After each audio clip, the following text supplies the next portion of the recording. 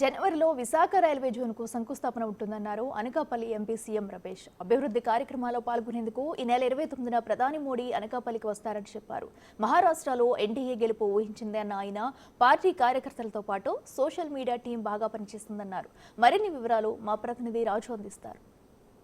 మహారాష్ట్ర జార్ఖండ్ ఎన్నికల్లో బీజేపీ అటు మహారాష్ట్రలో ఘన విజయం సాధించింది.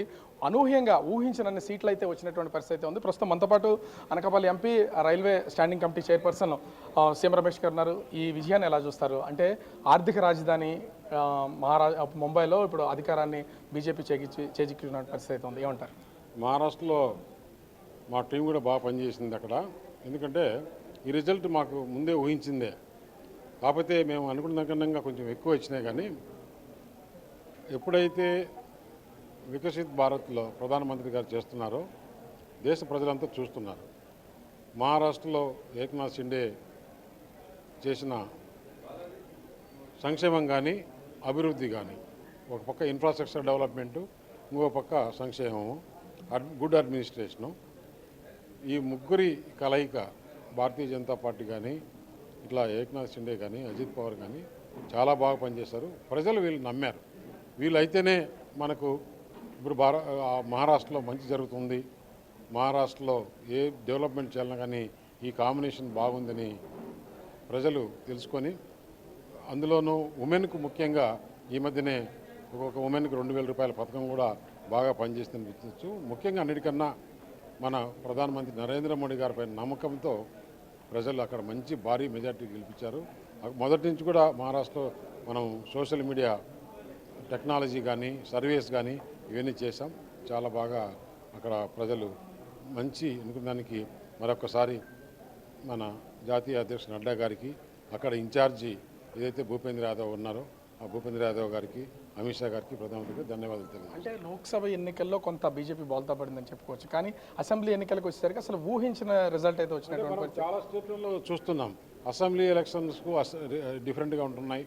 ఇప్పుడు ఇంతకుముందంతా కూడా చూస్తే హర్యానా కానీ చాలా స్టేట్లలో ఎక్కడ ఎవరికి ఏం చేయాలనే దీంతో ప్రజలు చాలా బాగా ఇంటెలిజెంట్గా చేస్తున్నట్లు అనిపిస్తుంది. అంటే ముఖ్యంగా చూస్తే ఇక్కడ అంటే ఈ ఎన్నికలకు సంబంధించి ముఖ్యమంత్రి అభ్యర్థి ఎవరనేది పెద్ద చర్చ నడుస్తుంది.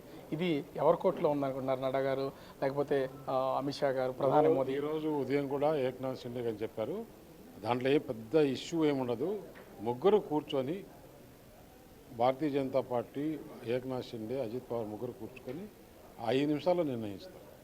శివసేన ఎంపీ సంజయ్ రావుతో కామెంట్ చేశారు ట్విట్టర్ ద్వారా, ఇది ట్యాంపరింగ్ అయ్యింది, అసలు అటు శివసేనకి ఇన్ని సీట్లు ఎలా వస్తాయి, అజిత్ పవార్కి పోటీ చేసిన అన్ని సీట్లు ఎలా వస్తాయి అనేది ఒక కామెంట్ చేశారు. ఏమంటారు? ఏ ఎలక్షన్లో కూడా ఓడిన పార్టీది కాకుండా వేరేది ఏమైనా చెప్పిందా?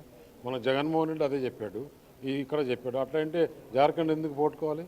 జార్ఖండ్ పోటుకోవాల్సిన అవసరం లేదు కదా.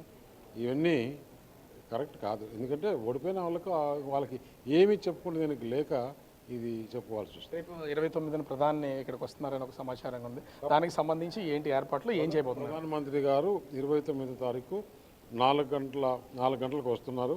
ఇక్కడ పబ్లిక్ మీటింగ్ ఉంది. అలాగే నక్కపల్లిలో ఏదైతే ఎస్సీజెడ్ ఉందో, ఫార్మా ఎస్సీజెడ్, అలాగే అనకాపల్లి పార్లమెంట్లోనే నక్కపల్లి ఫార్మా ఎస్సీజెడ్ కానీ, మన ఎన్టీపీసీ గ్రీన్ హైడ్రోజన్ కానీ 2 కూడా అనకాపల్లి పార్లమెంట్లోనే ఇక్కడ ఫౌండేషన్ ఏదైనా జరుగుతుంది. పబ్లిక్ మీటింగ్ ఉంటుంది.